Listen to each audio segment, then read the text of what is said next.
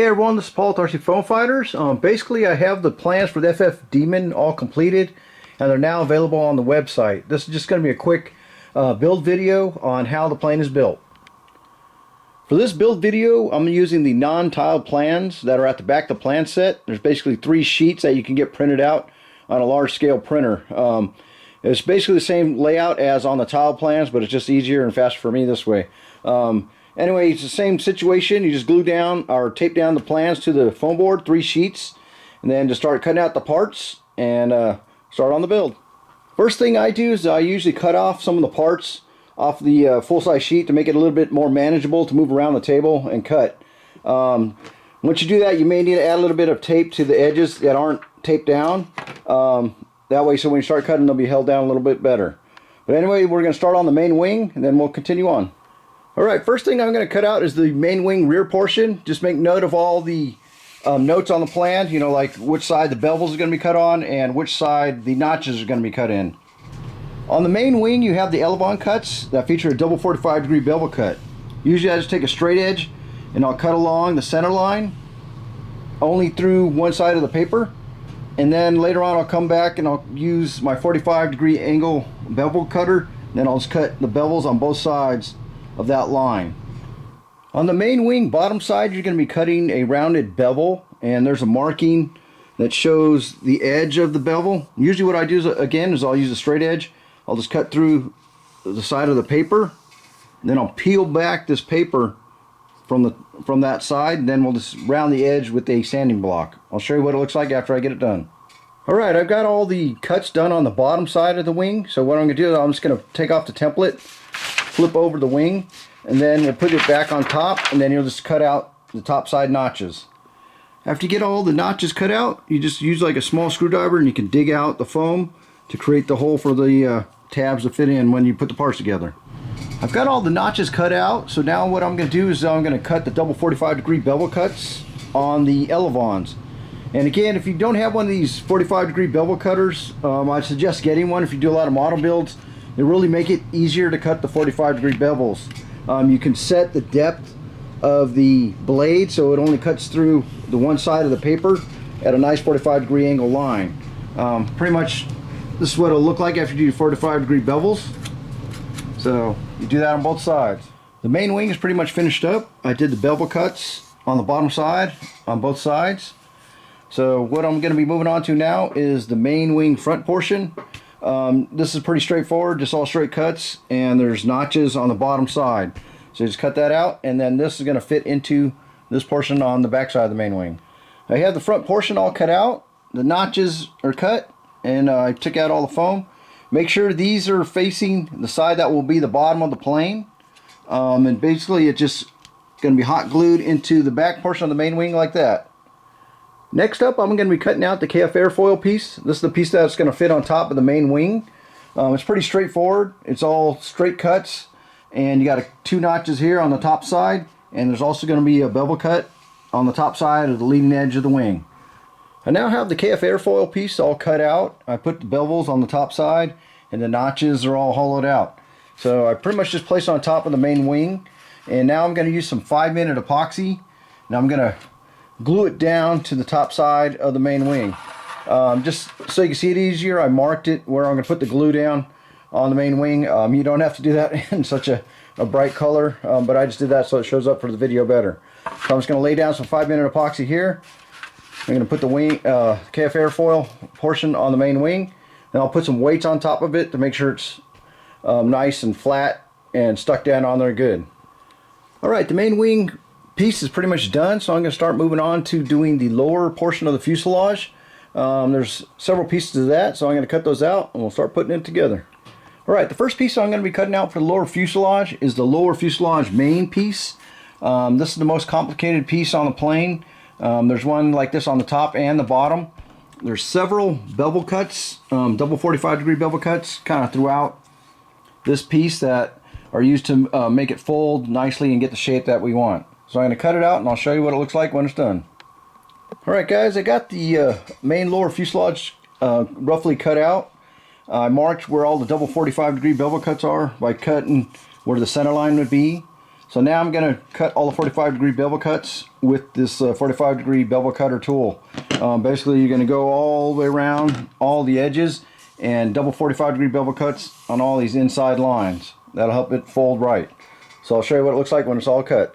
Alright guys, I got the main fuselage bottom piece all cut out. As you can see, I got the double 45-degree bevel cuts down through the middle portions, and a single 45-degree bevel cut all the way around the perimeter of this piece.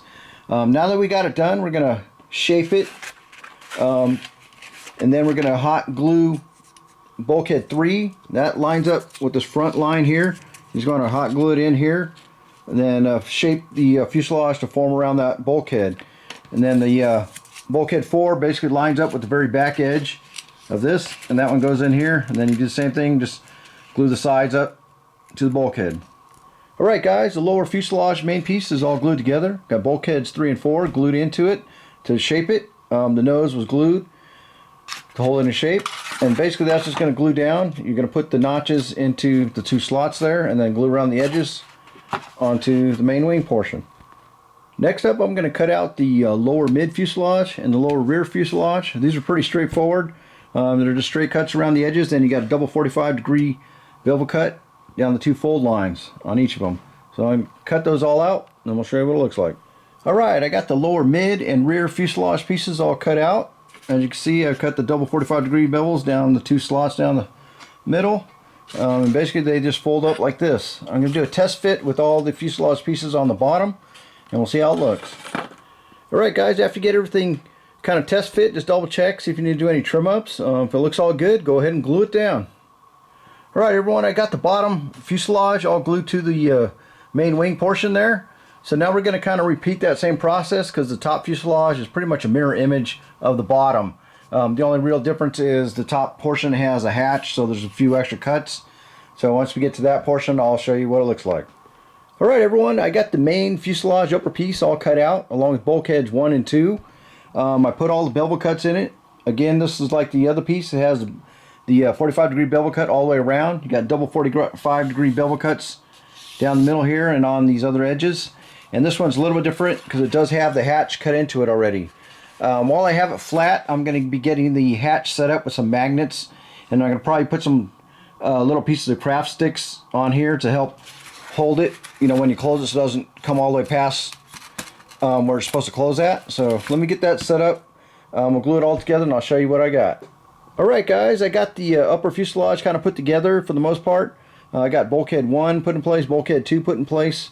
I put some strapping tape over the hinge to make it a little stronger, and I put some pieces of craft stick or popsicle sticks right here to stop the hatch from going past the regular close point.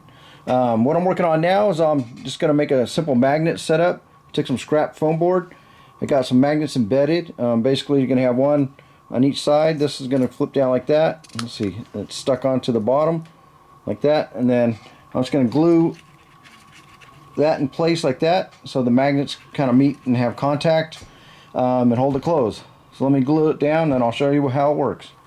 Alright, I got the hatch all done. The magnets are glued in. I also added a little craft stick here for a pull tab to open up the hatch. So it closes nicely now, and it locks.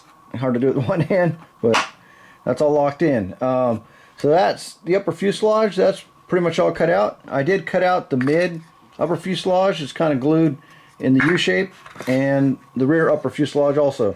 These are all ready to test fit on the plane. We're not going to glue them on at this point because we're not going to glue those down until after we put in the electronics. It'll make it easier. Here's a quick test fit. Looks like the upper fuselage fits on nicely.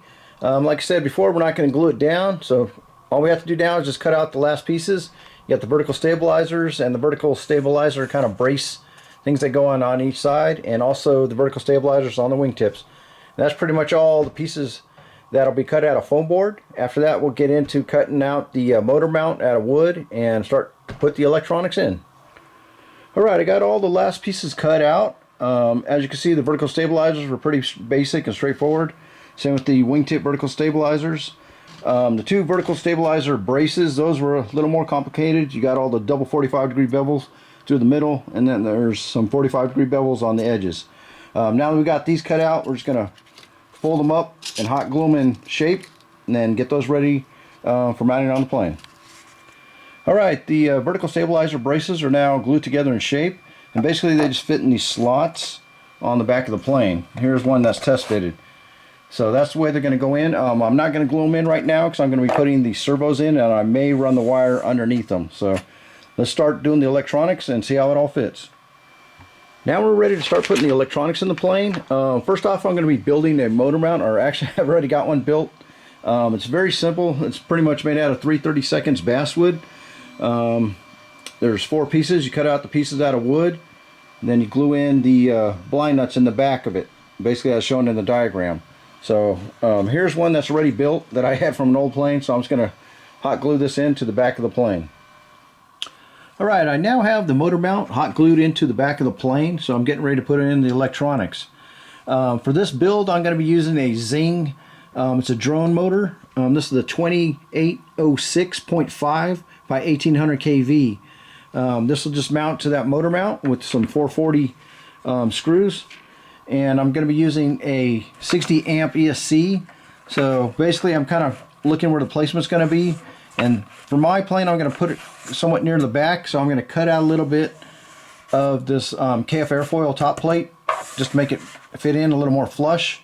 And it should mount there. So let me get these mounted to the plane, and then we'll continue on with the video. Alright guys, I now have the motor mounted to the plane, and I also mounted the ESC with Velcro, so it's nice and secure. So we're moving on to mounting the servos into the wing. For this build, I'm going to be using the Emax ES08MA2s. They're Metal Gear 12-gram servos. So pretty much what I do is I just position them on the wing where I think they should be. Basically I align them so they're aligned with the fold line, off into this KF airfoil top piece. Then I'll just draw a line around it and then cut out through the KF airfoil piece so I can sink the servo down into it. Alright, the pockets are carved out of the KF airfoil top piece. Now I can hot glue in the servos right in place. Alright guys, after you get the servos hot glued into the wing, basically I take a straight edge and I cut with a knife, utility knife. I create little channels down the wing to hide the servo wire in. So I first cut with the knife, and then I'll just take a small screwdriver and kind of press it down through here to make a little groove. Then you can press the servo wire down the side there, so it's pretty much kind of hidden. Do the same thing on both sides, and then you can route the servo wire all the way around into where the fuselage portion, where the receiver will be. Alright guys, I got the wires all run and concealed inside the wing. So now I'm putting the receiver in. Basically I'm just going to mount the receiver right here. I'm just going to put a couple dabs of hot glue on there and tack it down.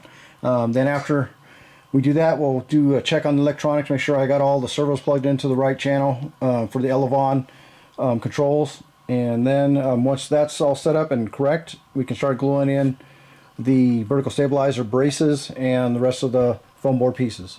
So now I'm going to start gluing in these vertical stabilizer braces, as I call them on the plan. Usually I put these in to help, stiffen up this wing section so there's not as much flex, on the elevons and stuff like that. But before you glue these on, since I have the servo cable running through there, you just need to cut a couple little notches for clearance before you glue it on so the servo wire has a place to go through. So now I got those cut, I'm going to glue them on to both sides and continue on with the build.